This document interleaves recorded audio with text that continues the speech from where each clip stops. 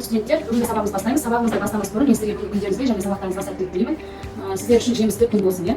Ең алдымен балалар түгендеп алсақ, Абылайхан, Азым, Айдағұл. Білесіздер, біз өткен тақырыпта жазатайым оқиғалар, жазатайым оқиғалардың пайда болуы және оларды акт N1 толтыру арқылы деген тақырыпты өткен болатынбыз. Кәсіптік аулалар жазатайым оқиғалар дегенде. Енді біздің бүгінгі тақырыбымыз шум и вибрация. Цель общее понятие о шуме, вибрации и виды шума и вибрации, защита от них. Енді біз бұл тақырыпты қозғамас бұрын өткен тақырыбына кешімізді қозғала кетсек, сіздерге бүгін барған әдіспен сұрайтын боламын. Мен айналдырған кімнің артына келеді, сол кісі тұрып сұрағыма жауап беретін болады. Түсінікті ме? Сонымен сізге қоятын сұрақ, алғашқы көмек көрсету дегеніміз не? Алғашқы көмек көрсету дегеніміз зардап шеккен адамның жарақатын асқындырмай оған әртүрлі медициналық көмек көрсету болып табылады. Жұмыс беруші жазатайым оқиға орын алғанда қандай іс-әрекеттерді орындау қажет?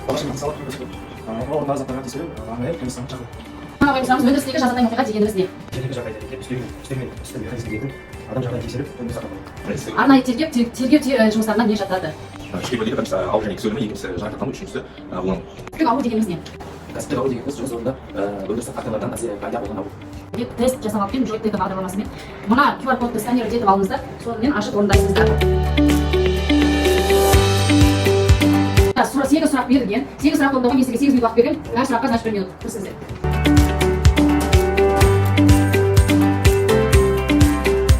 Сонымен жақсы тестті орындап қойсақ, тесттің жауабын мен сізге біраз айтатын боламын. Енді жаңа тақырыбымызға келетін болсақ, шум и вибрация. Қазақшасы шу және діріл. Шу дегеніміз қазіргі кезде тұрмыстық жағдайда болсын, өндірісте де болсын, әлеуметтік жағдайға қиындық алып келіп отыр. Ол неге? Өйткені өздеріңіз білесіздер, өндіріс орнында жұмыс істеген кезде әртүрлі ұрып соғатын, жаңағыдай машиналардың дыбысы деген сияқты транспорттық дыбыстар, одан кейін осының барлығы адамға кері әсерін тигізеді. Неге? Ол дегеніміз адамның жүйке жүйесін қоздырады, ұйқысы қанбайды. Одан кейін шаршағыштық, ең бастысы шаршағыштық әсерге алып келеді, күйге алып келеді. Сіздер ондай слишком жиілігі қатты дыбысты естіген кезде сіздердің құлақтарыңызға кері әсерін тигізіп, сіздер уже шаршағыштық күйге ауысады екенсіздер. Өндіріс орындарында әсіресе білесіздер, ол дегеніміз құрылысшылар, ол кісілер әртүрлі балғамен, балтамен, жаңағыдай кран бар, солармен жұмыс істеп отырған кезде сондай шумдарды естіген кезде, орысша шум дейді, шуды естіген кезде ол кісілердің прямой тікелей жүйке жүйесіне әсерін тигізеді екен. Бізде шудың екі түрі болады. Ол механикалық және аэродинамикалық деген екі түрге бөлеміз. Механикалық дегеніміз ол өздеріңіз білесіздер, ол транспортта, ол одан кейін жаңағыдай машинаның дыбысы, трамвайдың дыбысы, метроның, теміржол көлігінің дыбыстары осы механикалық түрге жатады. Аэродинамикалық дегеніміз ол ешқандай да ол белгілі бір уақытта ғана болады. Және де ол деген жаңағы жел, судың ағуы, газдардың дыбысы, олардың бәрі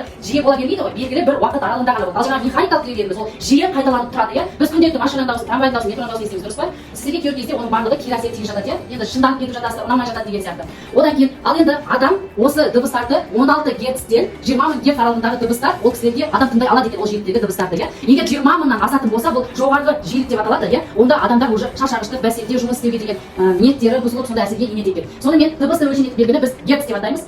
Дыбысты өлшенетін герц. Сіздер бұл сөзбен таныс емессіздер, физика сабағында өткенсіз қысқаша ГЦ. Адамның дыбыс есту жиілігі дегеніміз ол 16-дан 20 мың герц болып табылады. Осы жиіліктегі дыбыстарды адам жақсы ести алады, оған ешқандай әсерін зиянын тигізбейді. Егер 20 мыңнан жоғары герцқа баратын дыбыстар болатын болса, адамға уже физиологиялық, психологиялық кері әсерін тигізе бастайды екен. Енді адамның есту мүшесі дыбыстың тербелісін айттым. Дыбыстың тербелісі дегеніміз осы герц, дыбыстың тербелісі 16 мен 20 мың герц аралығында болып табылады. Одан кейін вибрация немесе діріл. Діріл дегеніміз өздеріңіз білесіздер. Енді дірілдің пайдалы және де кері әсер тигізетін тұстары да көп болып табылады. Ол дегеніміз дірілдің пайдалы тұстары дегеніміз ол өздеріңіз білесіздер. Медициналық тарапынан ол пайдалы болып табылады. Өйткені жаңағыдай шок деген бар ғой, адамға не жасаған кезде жүрегіне, ол пайдалы жағы, дұрыс па? Ал енді бізге келген кездегісі ол мына өндірістегі дірілдердің барлығы кері әсерін тигізеді екен адамға. Одан кейін бізде тағы да айта кететін нәрсе, шуды екі түрге бөлеміз. Ол инфрадыбыс және де ультрадыбыс. Студенттер, бұл мен айтқан нәрсені дәптерлеріңізге жазып алыңыздар. Шуды екіге бөлдік, инфрадыбыс және ультрадыбыс. Оның инфрадыбыс және де ультрадыбыс дегеніміз қайдан білеміз? Инфрадыбыс дегеніміз мен сіздерге айттым, адамның естуі 16 мен 20 мың герц аралығы. Егер де 20 мыңнан төмен болатын болса, бұл инфрадыбыс. Егер де 20 мың герцтен жоғары болатын болса, бұл ультрадыбыс деп аталады. Дәптерлеріңізге жазып алыңыздар.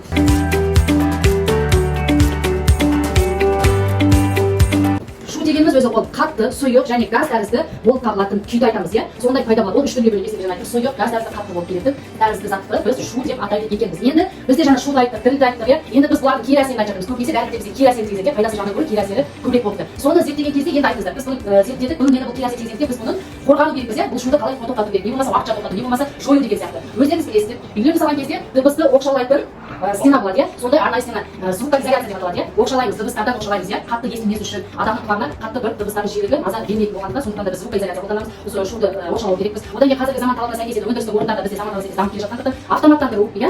Ол дегеніміз не? Мына жұмыс істеп жатқан құрылғылардың бәрін автоматтандыруымыз керек. Өйткені адамға лишний дейді ғой, звуктар пайда болмас үшін жұмыс орындарын өндірістеп автоматтандыруымыз керек. Жаңағыдай әртүрлі шулардан оқшаулау керекпіз иә. Оқшаулау үшін енді біз әртүрлі құрылғыларды пайдалануымыз керек. Одан кейін барып қазіргі заманда енді адамның жеке шудан оқшаулануы деген сөз бар. Мен жаңа өндірістік орындарда айтсам, автоматтандыру керек. Оларды жаңағыдай артық дыбыстардан оқшауландыру үшін құрылғылар ойлап табу керек, сол құрылғыларды орнату. Енді адамдардың жеке шудан оқшаулану деген сөз не? Ол сіздердің пайдаланып жүрген наушниктарыңыз. Одан кейін кезде құлақтарыңызға мақтатып қоясыздар иә, лишний шудан естілгеніңіз келмейді, дем ойлаңыз қысы келеді. Осы нәрселер бәрі ол сіздердің жеке оқшаулануыңыз деп аталады. Шудан жеке оқшаулану. Жаңағы наушник жатады иә. Бірақ енді мен сіздерге беретін кеңесім, ой бітті апай айтты екен, жеке оқшаулануға наушник жатады екен деп, наушникті сабақта, көшеде келе жатқан кезде қолдануға болмайды. Өйткені сіздер ол наушникті тығып аласыздар да, керісінше сол наушникті дыбысты естимін деп, көшеде келе жатқанда машинаның сізге берген дыбыс сигналын естімей қалып жатасыздар. Сондықтан оның пайдаланатын орны болады. Енді үйлеріңізде мысалы ремонт жүріп жатады иә. Ремонт жүріп жатқанда әртүрлі құрылғылар пайдаланылады иә. Балтамен соғып жатады, арамен кесіле жатады деген сияқты, рефригератормен тесіп жатады. Оның бәрі сіздерге ол дыбыстар миыңызға әсер берген кезде сіздер ондайды пайдалануыңызға болады. Тек қана барлық пайдаланатын нәрсені орнымен ретімен пайдалану керек дегенді білдіреді. Енді бүгінгі сабақта бізде бүгін сұрақтарға жауап берген 75 па? Одан кейін Диас 75 па? Диат 80 ба? Одан кейін Балғынбек 75 па? Бүгінгі сабаққа қатысып атсалысып сұрақтарға жауап берген студенттерге. Сонымен бүгінгі тақырып бойынша сіздерге үйге тапсырма. Шум и вибрацияға қандай кері әсерін жою үшін не істеуіміз керек деген сұраққа талқылап талдама жазып келу керексіздер. Не істейміз, қалай оның кері әсерін жоюға болады, өздеріңіздің ойларыңызды, пікірлеріңізді түсінікті ғой? Осы бүгінгі тақырыпты түсініп мақсат ретінде немесе рефлексия ретінде светофор. Қызыл түс, я многое не понял, сары түс это было понятно, жасыл у меня все получилось. Яғни қызыл мен түсінбедім, сары орташа деңгейде түсіндім, жасыл мен толықтай түсіндім деген білдіреді. Бір-бірден келіп стикермен таратып беремін. Сіздерге түсінікті болды болған соны сұрақ бар. Мынаны табасыздар, өздеріңіздер.